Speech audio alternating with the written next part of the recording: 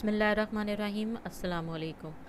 आज की वीडियो में हम लोग जानेंगे what is the complete history of Israel, Holocaust का इंसिडेंट क्या है, फ़लस्तीन और इसराइल का कॉन्फ्लिक्ट क्या है और 1967 की 6 डे वॉर में क्या हुआ था, Jews migration from all over the world to फ़लस्तीन क्यों है और PLO मूवमेंट और हमास मूवमेंट के बारे में जो कि फ़लस्तीन की हैं उनके बारे में हम जिक्र करेंगे और why Pakistan is against Israel और इसकी पूरी हिस्ट्री आज की वीडियो में हम लोग ये जानेंगे। आइए वीडियो का स्टार्ट करते हैं। UAE ने इस वक्त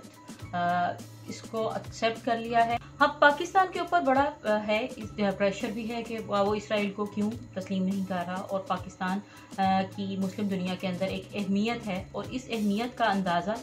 हम लोग इस बात से भी लगा सकते हैं कि पूरी मुस्लिम वर्ल्ड के अंदर सिर्फ पाकिस्तान ही एक ऐसा कंट्री है जिसके पास इस वक्त एटम बम है। ये फ़लस्तीन है और फ़लस्तीन के जो कि 1917 में था। इसके बाद एक उसको टूटना 1946 में कुछ फ़लस्तीन इसी तरह का था और कुछ उसमें से आबादियाँ जो कि ज्यूज़ ने आके खरीदी थी वो उनका स्टार्ट हुआ और जो उस वक़्त की जो सूरत हाल थी 1946 में, ये फ़लस्तीन की सूरत हाल आपकी 1946 में थी नज़र आ रही है। इसके बाद आपके पास जो 1947 में जो ज़्यादा रकबा कवर कर लिया इसराइल ने, वो भी आपके सामने है 1947 में। और 1967 की वॉर जो कि एक डिसेसिव वॉर जो कि 6 डेज़ वॉर कहलाती है, उसके अंदर फ़लस्तीन का ये मैप आपको नज़र आता है। इसके बाद अब की सूरत हाल देखें जो कि 2020 की सूरत हाल है, उसके अंदर सारा covered area, totally covered area अगर आपको नज़र आएगा तो ये सारा वो इसराइल के पास, इसराइल वो ऑटोमन एम्पायर के अंडर हुआ करता था और ऑटोमन एम्पायर का आप ये देख सकते हैं सामने, ये पूरी 3 बर-ए-आज़मों के ऊपर की पूरी सल्तनत थी। उस एम्पायर के बाद जो कि 600 साल तक हुकूमत करती रही, अपनी बहुत सारी वजूहात की वजह से ख़त्म हुई और उसके ख़त्म होने के बाद ब्रिटिशर्स ने इस फ़लस्तीन के इलाके के ऊपर भी अपना कब्जा जमा लिया।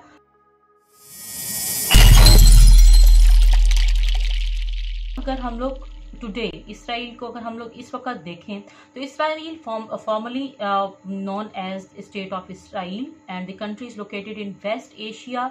Located in south eastern shore of Mediterranean Sea and the northern shore of Red Sea के पास है, मेडिटेरेनियन सी के पास। और ये नक्शा है पूरा इस वक्त इसराइल का और ये इजिप्ट के साथ, लेबनान के साथ, जॉर्डन के साथ, सीरिया के साथ, ये इनके डायरेक्ट हैं जो इसके साथ बाउंड्रीज हैं, बाउंड्रीज ये शेयर करता है। और इसके जो ज़्यादा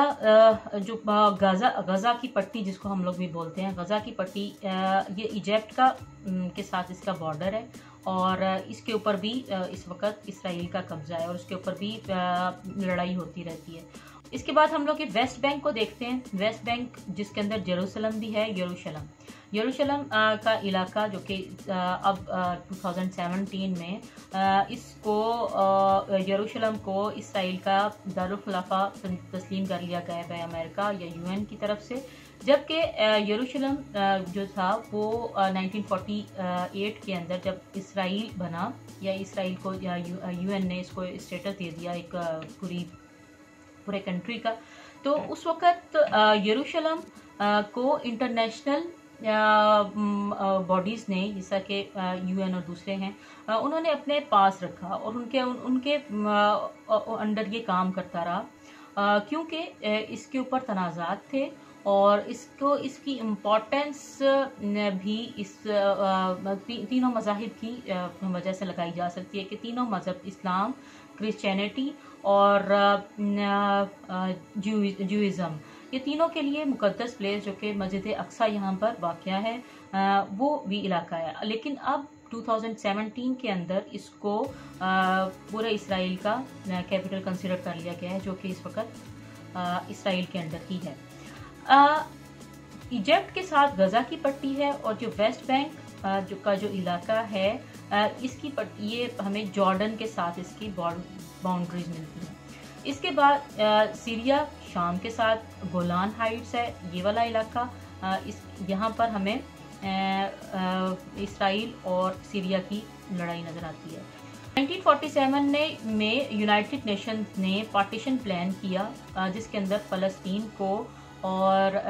फ़लस्तीन के इलाके, इसराइल के इलाके अलग-अलग करके जहाँ पर आबादियाँ ज़्यादा थी उनकी बाउंड्रीज डिफाइन कर दी। लेकिन इसके अंदर बहुत सारे फ्लॉज थे, जिसकी वजह से फ़लस्तीनी वहाँ पे रहने वाले और बहुत सारे मुस्लिम ममालिक ने इस रियासत को, इस पार्टीशन को एक्सेप्ट नहीं किया। यूएन के पास इस वक्त 193 कंट्रीज रजिस्टर हैं, जिसके अंदर से 30 ऐसे कंट्रीज हैं जिन्होंने इसराइल को उस वक्त भी तस्लीम नहीं किया। 30 कंट्रीज के अंदर अरब लीडर्स भी थे, अरब के सारे इलाके थे और पाकिस्तान भी उनमें शामिल था, और पाकिस्तान ने भी इसको तस्लीम नहीं किया। के नतीजा निकली 1948 की अरब और इसराइल वॉर के नतीजा। अब गजा और वेस्ट बैंक का जो इलाका था उसके ऊपर उन्होंने जिनकी टेरिटरीज उनके साथ लगती थी अरब कंट्रीज थी, उन्होंने उसके ऊपर कब्जा किया। लेकिन इस वॉर के नतीजे के अंदर उनको अरब कंट्रीज को बड़ा नुकसान हुआ और एट द एंड 1948 में यह इसराइल की रियासत बन गई।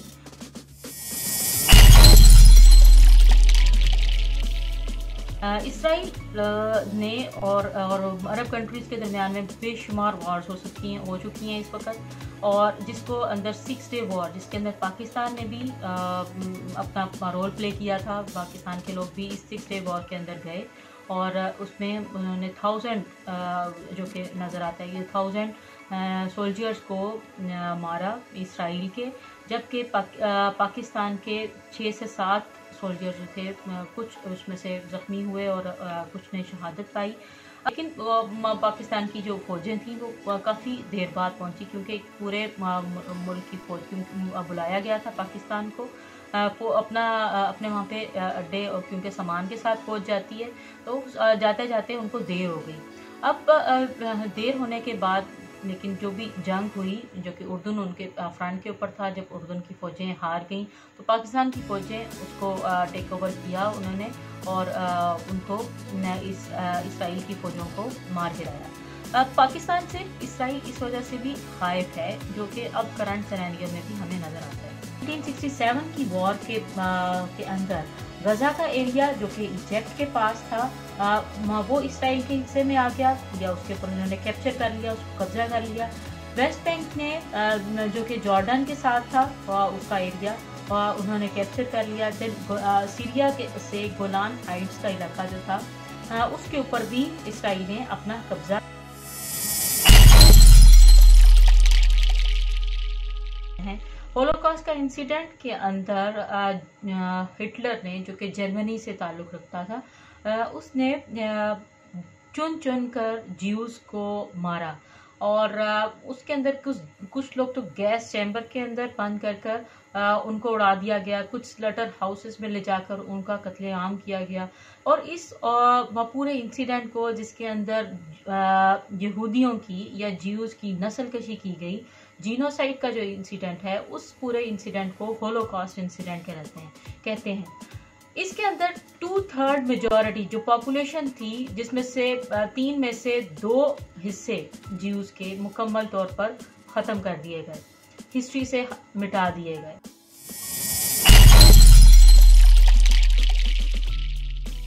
जो बाकी रहने वाले थे उन लोगों ने फिर एक प्लान बनाया, उन्होंने सोचा और एक अपने तंजीम के तहत इकट्ठे हुए, जिसको ज़ायनिस्ट तंजीम कहते हैं, कि पूरी दुनिया के यहूदियों को एक झंडे तले, ज़ायनिस्ट जिनको बोलते हैं, उन्होंने ये पूरी दुनिया के यहूदियों को एक झंडे के नीचे जमा किया, और उन्होंने फैसला किया कि जिस तरह से पूरी दुनिया के अंदर दूसरे मज़ाहिब से ताल्लुक़ रखने वाले लोगों के लिए अलग-अलग कंट्रीज़ हैं, इसी तरह से हम लोगों का भी एक अलग से कंट्री होना चाहिए।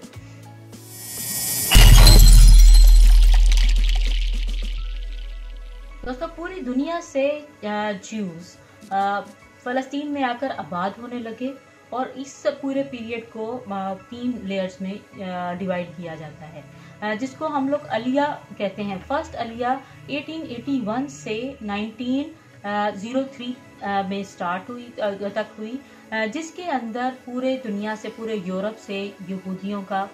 की माइग्रेशन टू फ़लस्तीन में वो जाकर आबाद होने लग गए।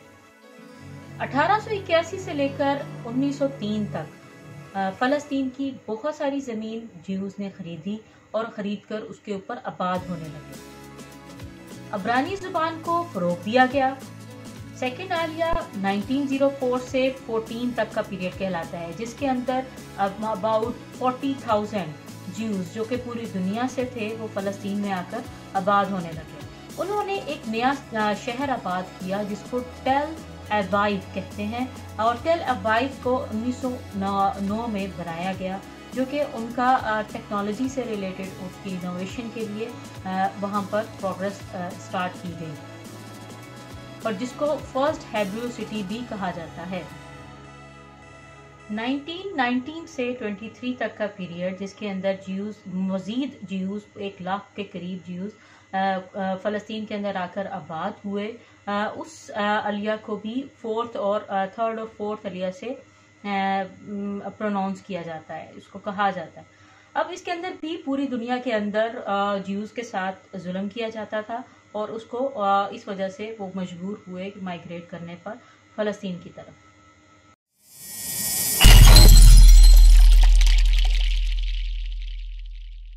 फ़लस्तीन और इसराइल के मामलात को सॉल्व करने के लिए एक PLO बनाई गई। PLO का चेयरमैन यासिर अराफात को सिलेक्ट किया गया, और उन्होंने शुरू में इन दोनों के कॉन्फ्लिक्ट को सॉल्व करने की भरपूर कोशिश की, लेकिन वक्त गुजरने के साथ साथ PLO ने भी इसराइल को तस्लीम कर लिया।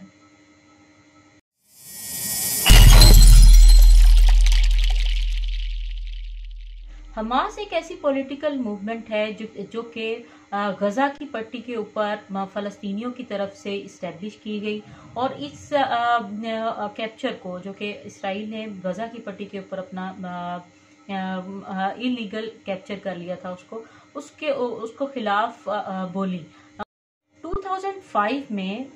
हमास, जो कि ऑर्गेनाइजेशन थी फ़लस्तीनियों की, उन्होंने गजा की पट्टी के ऊपर कब्जा किया, लेकिन इसराइल ने उनके सारे रास्ते बंद कर दिए, जिसमें एयर स्ट्राइक की गई, या उसके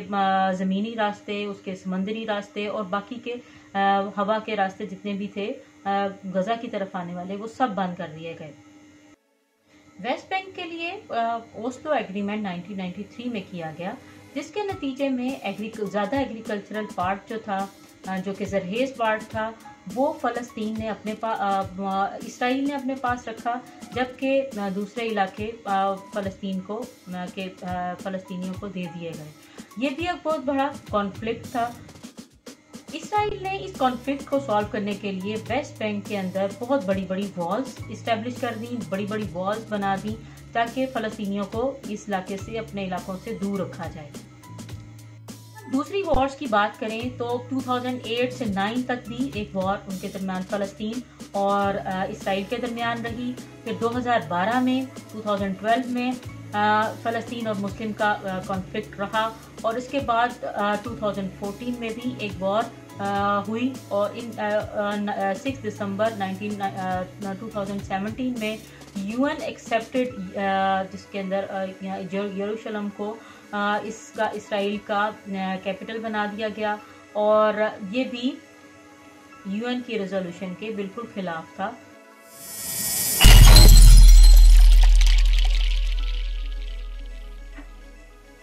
पाकिस्तान 4 बेसिक बड़ी वजूहात की वजह से इसराइल को तस्लीम नहीं कर रहा। उसकी सबसे बड़ी वजह बहुत सारी हैं, उनमें जो अपनी लव फॉर अरब कंट्रीज़ है, जो कि उनके हमारे मुस्लिम भाई हैं, मुस्लिम ब्रादर कंट्रीज़ हैं, उनकी मोहब्बत में हम लोग इसराइल को तस्लीम नहीं करते। फिर दूसरी बात कि इसराइल ने फ़लस्तीनियों को, जो कि मुसलमान हैं, उनके ऊपर बहुत ज़्यादा जुल्म ढा के रखे हुए हैं, और उनके ऊपर आए दिन इतने जुल्म किए जाते हैं और उनकी वीडियोस हम लोग अक्सर नेट के ऊपर भी देखते हैं कि जो कि इतना बुरा है उनके साथ सलूक इसराइल का फ़लस्तीन के साथ, फ़लस्तीनी मुसलमानों के साथ। इस वजह से हम लोग भी मुसलमान होने के नाते इसराइल के एग्जिस्टेंस को एक्सेप्ट नहीं करते। बड़ी वजह एक आइडियोलॉजिकल डिफरेंसेस हैं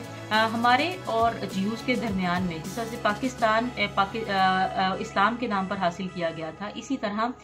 फ़लस्तीन ज्यूज़ कम्युनिटी के अपने मफाद के लिए हासिल किया गया है। और ये एक आइडियोलॉजिकल डिफरेंस है जो कि रिलीजन के ऊपर भी बेस्ड है। और इस रिलीजियस वॉर के अंदर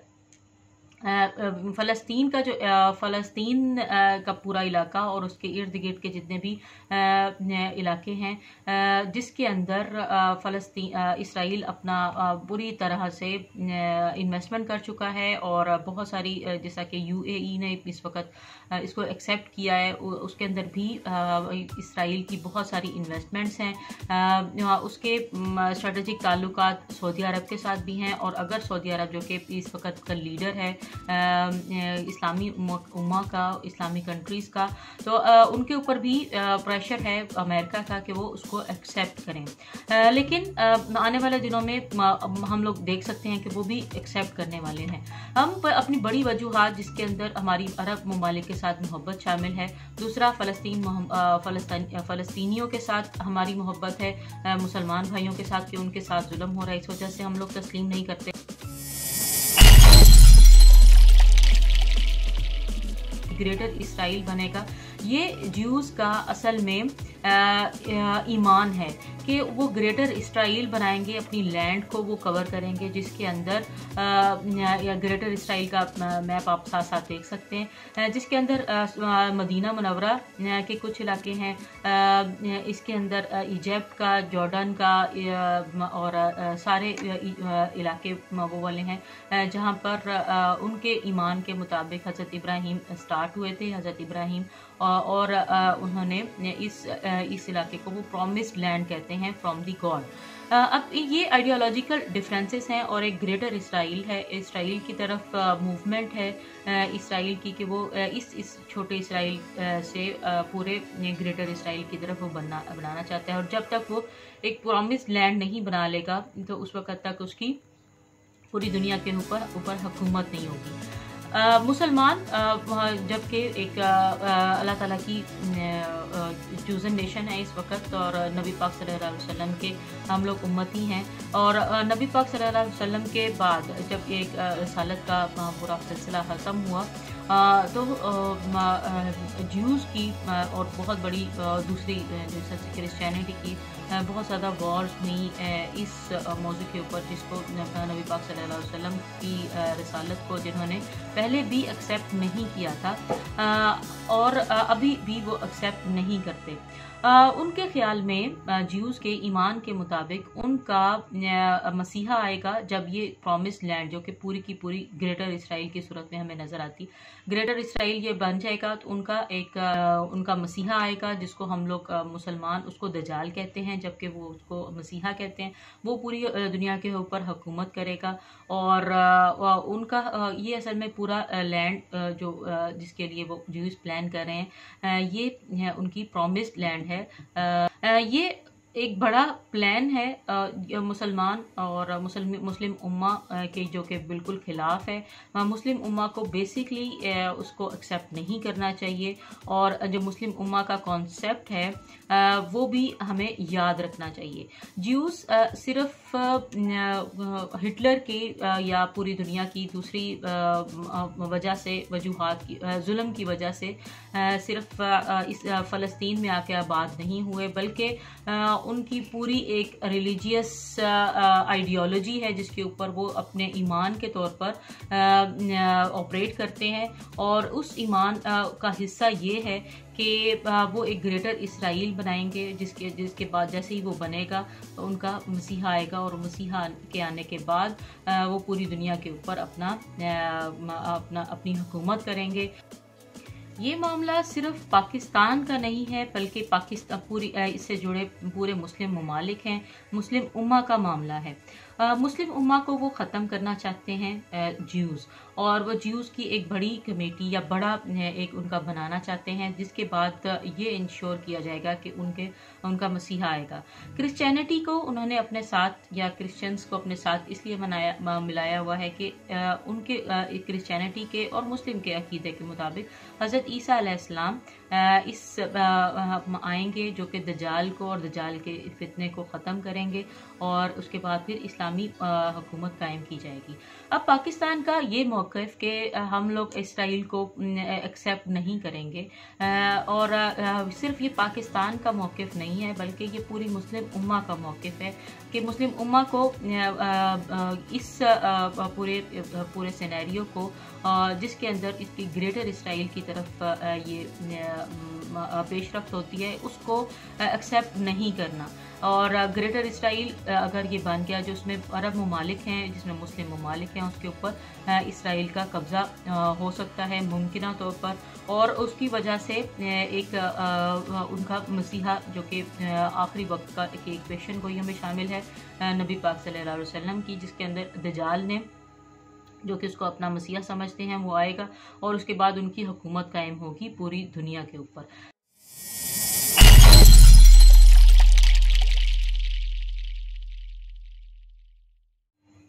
अगर दूसरे अरब ममालिक जिस तरह से यूएई ने इसको इसराइल की प्रेजेंस को एक्सेप्ट कर लिया है, क्योंकि उनके स्ट्रेटजिक ताल्लुकात, उनकी इन्वेस्टमेंट इसराइल की बहुत ज़्यादा है दुबई में और मुख्तलिफ इलाकों में, इसी तरह हम अरब कंट्रीज़ के अंदर भी इसराइल की बहुत ज़्यादा इन्वेस्टमेंट्स हैं। अगर इस वक्त अरब ममालिक ने इसराइल को एक्सेप्ट कर लिया है तो आइदर कि पाकिस्तान को भी एक्सेप्ट कर लेना चाहिए जो कि अरब ममालिक के साथ मोहब्बत करते हैं, या नहीं। इसका जवाब हमें इस बात से भी मिल सकता है कि हम एक मुस्लिम उम्मा के कॉन्सेप्ट के साथ पूरी दुनिया में जाने जाते हैं, और जबकि अरब कंट्रीज़ के अंदर शहजादों की हुकूमत है, किंग्स हैं वो, और उनको उनकी हुकूमत को भी बहुत सारी ताकतें, जिसके अंदर अमेरिका की और मुख्तलिफ दूसरी रियासतें हैं, उनकी प्रेजेंस को वहाँ पर इंश्योर करती हैं। इसके मुकाबले में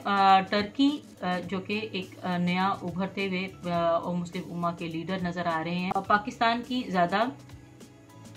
तरजीहात में टर्की और उसकी गवर्नमेंट शामिल है, जिसके अंदर तैयब उर्दगान का बड़ा इम्पॉर्टेंट रोल है, और तैयब उर्दगान को फॉलो करते हुए अब मुस्लिम उम्मा का हमें एक नया लीडर जो कि तैयब उर्दगान की सूरत में नज़र आता है, हम लोग उनको फॉलो करने की कोशिश कर रहे हैं। अब दुनिया के अंदर 2 ब्लॉक्स बनेंगे, और इन दो ब्लॉक्स के अंदर जो कि मुस्लिम ब्लॉक है और जिसको डिस्करेज किया जा रहा है इंटरनेशनली, और अमेरिका के बहुत ज़्यादा प्रेशर है कि ये ब्लॉक ना बनने दिया जाए कि मुस्लिम उम्मा इस तरह से इकट्ठी ना हो सके और वो डिवाइडेड ही रहे। मेरी ये छोटी सी कोशिश अगर आपको पसंद आई हो तो मेरे चैनल को सब्सक्राइब करना मत भूलिएगा, घंटी के बटन के ऊपर भी प्रेस कर दीजिएगा, और लाइक और शेयर भी कीजिएगा अगर आपको मेरा काम पसंद आ रहा है। आपकी प्रेजेंस का, आपकी पूरी वीडियो देखने का बहुत बहुत शुक्रिया। अल्लाह हाफिज़।